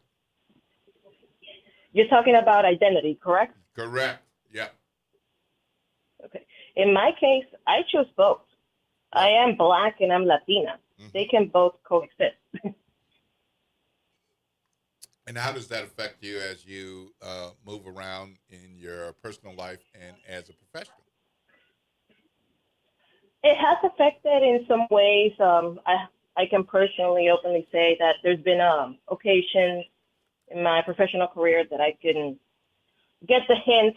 It's sometimes underlying conversations that because of being part of one community or the other, you could be excluded for certain positions, or you just feel like you're not really being taken into account. But at the same time, I'm happy to say that at least as a journalist and as I've grown from college, professional career now in mine, I've been about a reporter for 15 years between producing and reporting in English and Spanish. And I'm happy to say that as time has evolved, I have seen a change with perception and, depending who's in management, more openness to talk about this topic, to explaining why you are a part of both communities and why it matters.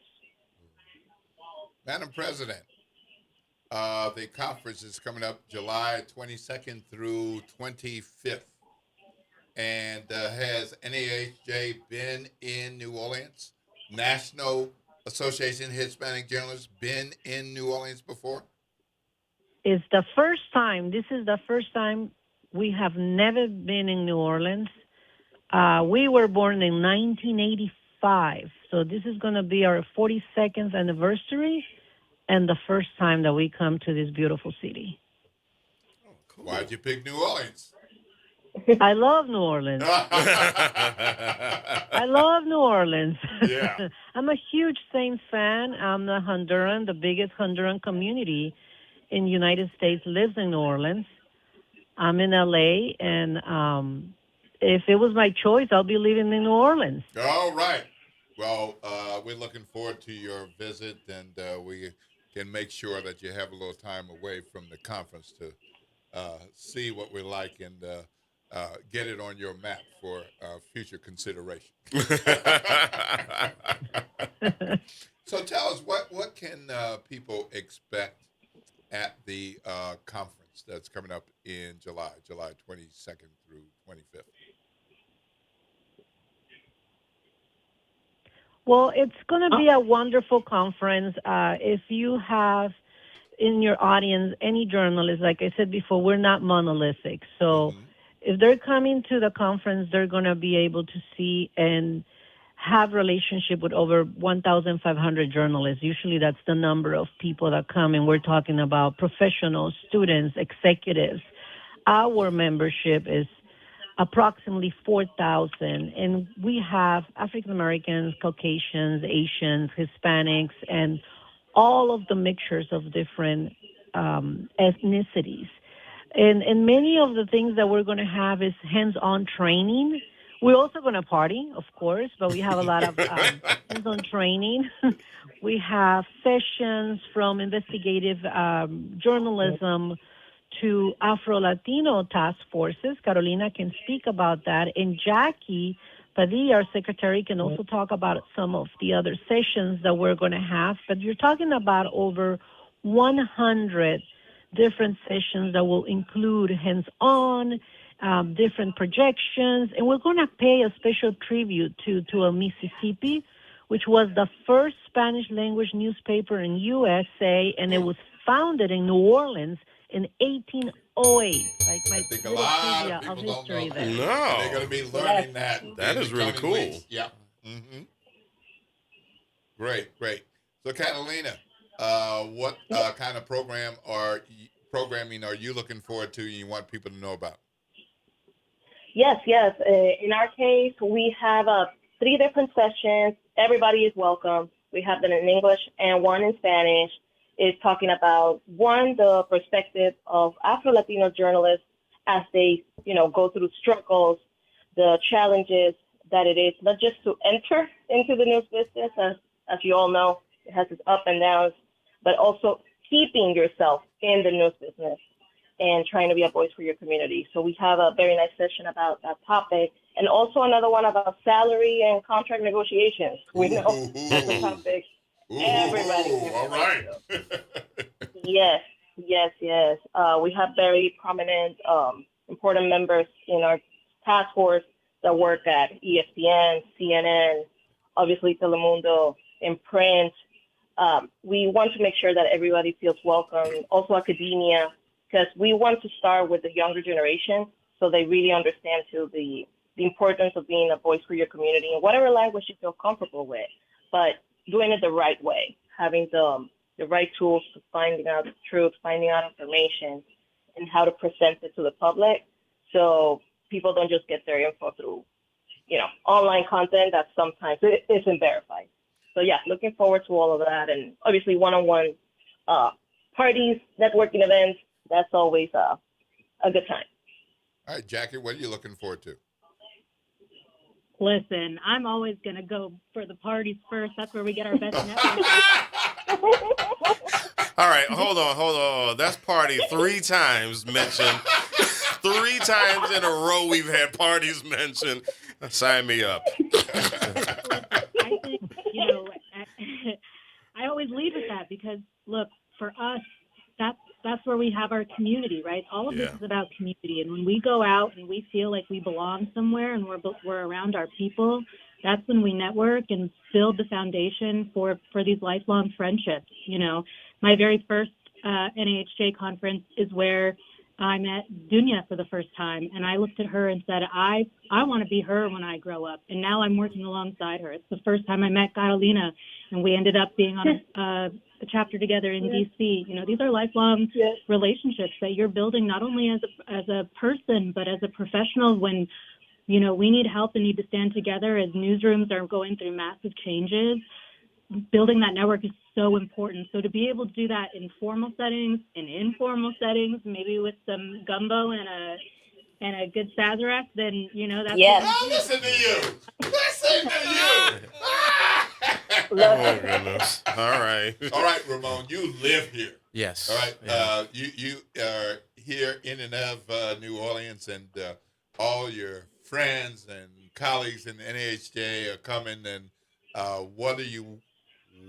how is the Louisiana chapter going to roll out the red carpet and make them feel welcome? You hear what they're looking forward to. Yeah, I mean, it's you look overwhelmed, by the way. It's inevitable that it's a second line is on the books, and, right. and that there's going to be some introduction to brass bands.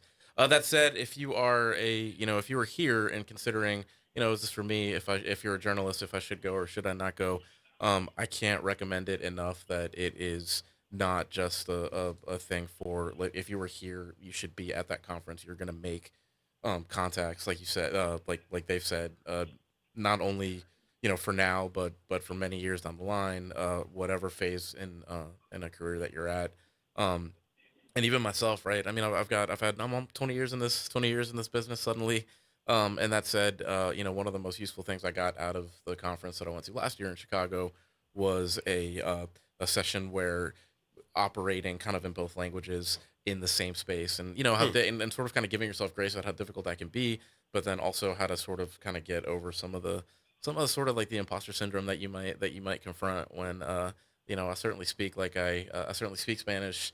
Like I'm Mexican. I'm very proud of that. I still get kind of tripped up on some words because it's difficult to kind of switch in between both languages. But had a wonderful session in contact with a commentator, big soccer commentator, Ramses Sandoval, and gave a wonderful. I had no expectations. Sort of like I didn't quite know what to expect going into that session, and it is the one that I bring up the most. And so it doesn't matter what you're at, if you are here in New Orleans and looking to kind of get your foot in the door and make contacts, whether you're Latino, whether you're not Latino, no excuse not to go. It is there, and if you need a hand, obviously, please don't hesitate to reach out. Let's see if we can get you there. All right, we got to take a break, and if anybody can stay with us for a few more minutes, I have a couple more questions, but I know everybody's got a lot of busyness to do, so if you can stay, we welcome that opportunity for a few more minutes. If you need to go, say goodbye now, and see you next month. Everybody going to be able to stay? Yeah, I'm staying a little longer. Okay, great. All right, I'm Will Sutton with Eddie Francis. We're going to break. When we come back, we're going to talk some more about NAHJ and the conference next month. This is WBOK 1230 AM, what New Orleans is talking about all day long.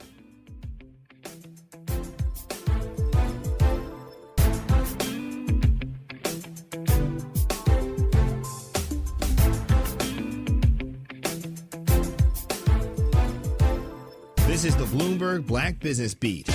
NBA legend Shaquille O'Neal is partnering with a tech wonderland right in the middle of New York City. It's called Tomorrow, stylized as TM:RW.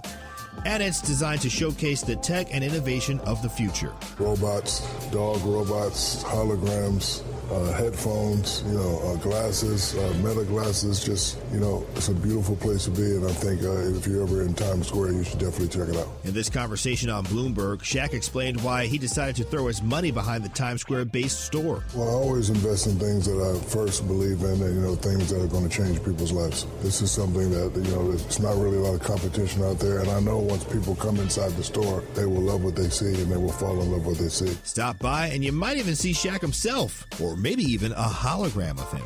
A beautiful, sexy hologram. It's a hologram, a beautiful, sexy hologram. I'm Bloomberg's Justin Milliner on the Black Business Beat. It's Deck Days at Lowe's, and the savings are stacked. Right now, pros get 15% off all in-stock composite decking from top brands like Trex, TimberTech, and Decorators. Plus, get a free DeWalt 20-volt max 5-amp-hour battery when you buy a select DeWalt tool. The deck's stacked in your favor with brands pros trust. Our best lineup is here at Lowe's. Valid through 4/22 while supplies last. Selection varies by location. And Doug. There's nowhere I wouldn't go to help someone customize and save on car insurance with Liberty Mutual, even if it means sitting front row at a comedy show. Hey everyone, check out this guy and his bird. What is this, your first date? Oh, no. We help people customize and save on car insurance with Liberty Mutual together. We're married. Me to a human, him to a bird. Yeah, the bird looks out of your league anyways. Only pay for what you need at libertymutual.com. Liberty, liberty, liberty, liberty. It's Off the Top with Norman Robinson on WBOK 1230 AM. Let's talk about the explosive controversy erupting at CBS News. Specifically, the turmoil erupting at 60 Minutes, considered the golden standard of journalistic integrity. The iconic news magazine has been on the air for 57 years. The trouble started when media mogul David Ellison, an ally of President Donald Trump, gained control of CBS. Ellison brought in Barry Weiss, who has no broadcast news experience, as chief news editor. Weiss immediately troubled the network waters, creating friction among the staff, firing or failing to renew the contracts of several veteran correspondents. Weiss turned the boat completely over when she hired another non-broadcast news person to head the 60 Minutes news magazine. Now, that would be tantamount to putting me, a broadcast journalist with no experience in print, in charge of editorial content at the newspaper. Well, that silly move was the last straw for veteran newsman Scott Pelley. He blasted Weiss, accusing her of trying to kill the program. Pelley was immediately fired for his blunt observation, creating even more tension at the network. And Weiss was already taking heat for allegedly attempting to slant the news to appease the Trump administration. By now, you're probably wondering, why in the hell should this be of interest to you? As I see it, what's occurring at CBS News is a microcosm of what's taking place in media overall. Ask yourself this question. Who controls your information? The media has consolidated into only a handful of voracious, profit-driven owners, primarily with a bottom-line interest. This is exactly what legendary CBS News President Fred Friendly warned us about way back in the late 60s. The narrowing of news ownership would potentially lead to corporate news prioritizing profit over public service, dangerously leading to the reduction of independent journalistic voices. So here we are today, where media in the United States are now controlled by just 6 major companies. These conglomerates own information distribution platforms that run the gamut from broadcast, print, to social media networks. Compare that to 1983, where media in the U.S. were controlled by 50 companies. It was Thomas Jefferson who considered a free press to be a vital pillar of democracy. At this point in our history, sadly, it appears that the press and democracy are both in jeopardy. This is Norman Robinson, Off the Top. On Auto Trends with JeffCars.com, here's a snippet of some of what we cover. GPS pioneer Gladys West. We worked long hours computing trajectory orbits and satellite orbits, trying to get the data and everything correct enough. Auto analyst Mark Bland. 14 new vehicle deals that happen in this country out of every 100 that women don't have a fingerprint on. To tune in, check out Auto Trends with JeffCars.com, Saturdays at 4 p.m. on WBOK, what New Orleans is talking about. The New Orleans Jazz and Heritage Foundation is the nonprofit organization that owns the New Orleans Jazz and Heritage Festival presented by Shell. With the funds generated from Jazz Fest, the foundation invests in Louisiana companies through economic development, cultural enrichment, and free educational programs. To learn more about what the New Orleans Jazz and Heritage Foundation does, please visit www.jazzandheritage.org. Greetings and salutations. I am Edward B. Coulon Smith, chairman of the board of the New Orleans Regional Black Chamber of Commerce. We'd like to invite you to tune in every Wednesday Thursday at 12 noon on WBOK2. Listen in on Black to Business and be a part of the movement that's going on. Thank you. This is Andronica Morris, host of Put Housing First. Join us every Tuesday at 12 o'clock, where we will discuss how housing affects every aspect of our lives and what's necessary, what's needed to guarantee housing for all. Join us every Tuesday at 12 o'clock as we dig down deep onto the issues that affect all of us. Good morning. Wake up. The Good Morning Show. Good morning. On WBOK.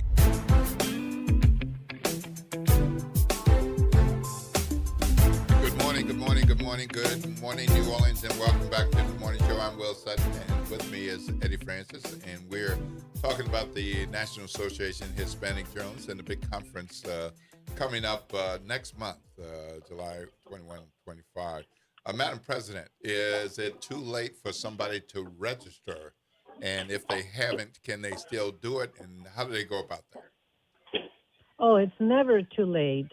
We have registration all the way up to the moment that we are there in the conference. But right now, to save some money, we have a deadline of June 15th, and they will get a discount. Now, let me make something clear. When it comes to students, they always have a better rate. They always have discounts. And we also have different programs to support people that are not working right now. And like I said before, you don't have to be Hispanic. Any journalist can go and register for the conference. Wonderful. And Ramon, one of the things that NAHJ does with the national conference is look for volunteers. Most of the time, people don't fly in to be a volunteer. So normally there's people within the city or the region of where the conference is being held. There are volunteer opportunities? Absolutely, and you don't even have to be a journalist to volunteer for them. You just have to be here and have some time and want to help out. And all of those opportunities, if you go to nahjconference.org, all the details to register, to volunteer, all the information is there. So what kinds of things might a volunteer do? And what if somebody says, well, it's for several days. I can't give you several days, but I can give you a day, or I can give you 4 hours on a couple of days. Is that okay? Yes, we have coordinators that'll make the most of you as far as like directing people and various things like that. But yes, whatever time you can give, if you want to give it, we'll gladly accept it. Okay, who wants? We have windows. You have we windows? have windows. Yes, we have windows of 2 hours. You have to be a member, though. You have to be a member. You register, you become a member, and then you get access through that day to the conference. So, for example, if I'm going from LA and I serve 2 hours, then I have access the rest of the day for any session that I can go. And that is a way to pay back for your volunteer time. It's like an incentive. Yes. And usually you can map your schedule ahead of the time before you get there. And that is a very helpful way also for us and for the journalists that are coming over. And we have a hardship program as well. We have journalists that are not working right now, or they were part of the wave of losing their job. As long as they're members, they can get support to be able to be there. Remember that when you have a conference like this, you're talking about dozens of recruiters, dozens of companies that give opportunity, because the same way that these companies are restructuring, that's the word that everybody uses, then they leave those spaces open.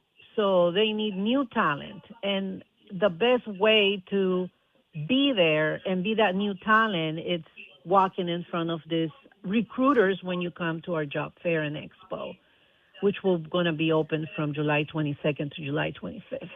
Wonderful, wonderful, wonderful. Well, thank you all for joining us. I know, especially in the case of being in the West Coast or another time zone, that it's a different kind of time with busy work schedules and all. Thank you for joining us on the Good Morning Show right here on WBOK 1230 AM.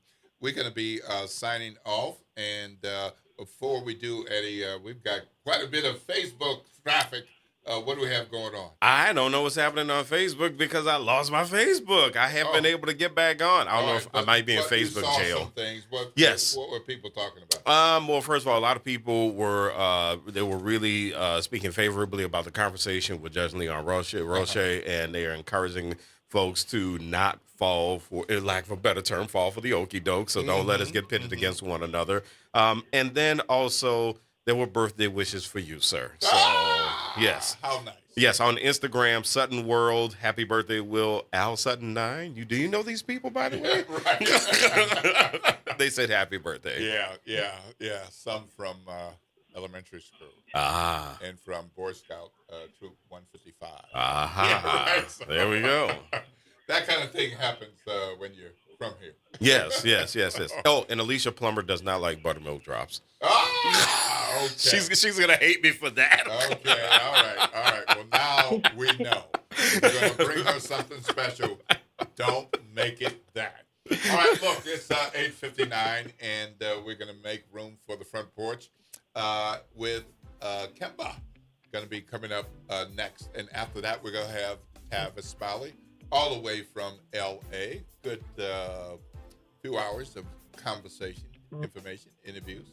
And after that, we'll have Gerard Stevens, the G-Man, on Reality Check. So thank you to our guests coming on and visiting with us. Thank you for having us. Thank you. Thank you for visiting. Yes, thank you. Yeah, we're looking forward to the conference next month. And the parties. Yeah, and the parties, of course. We hear you. You're looking for a good time. You're going to have good information and good knowledge and skills building, and you're really looking for a good time. Okay, we got you. All right, we're signing off. It's Will Sutton, Eddie Francis. This is WBOK, 12:30 a.m. What New Orleans is talking about all day long.